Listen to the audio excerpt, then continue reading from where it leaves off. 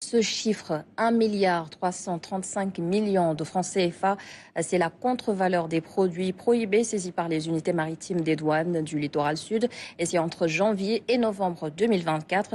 Ce résultat est le fruit des stratégies développées par la direction régionale des unités maritimes dont la création vient renforcer l'action des douanes aux mers. Les explications de Moussa Mané. De nuit comme de jour dans les eaux en haute mer et dans les bolons, les agents des brigades maritimes des douanes se déploient au large du littoral sud. Ils montent ainsi au front pour contrecarrer la criminalité transnationale organisée via le vecteur maritime.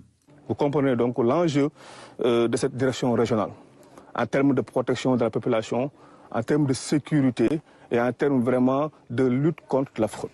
Pour mieux répondre à cette exigence sécuritaire, la Direction générale des douanes a mis en place la Direction régionale des unités maritimes.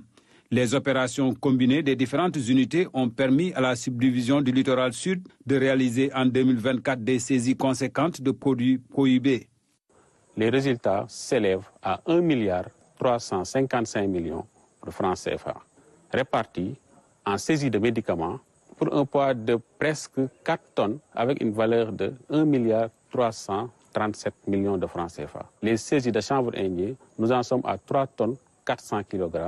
Et enfin, pour les cuisses de poulet, nous avons fait des saisies qui tournent autour de 26 tonnes. Ces résultats sont rendus possibles grâce à l'engagement des agents, mais aussi à la disponibilité de moyens navals leur permettant de se déployer en mer.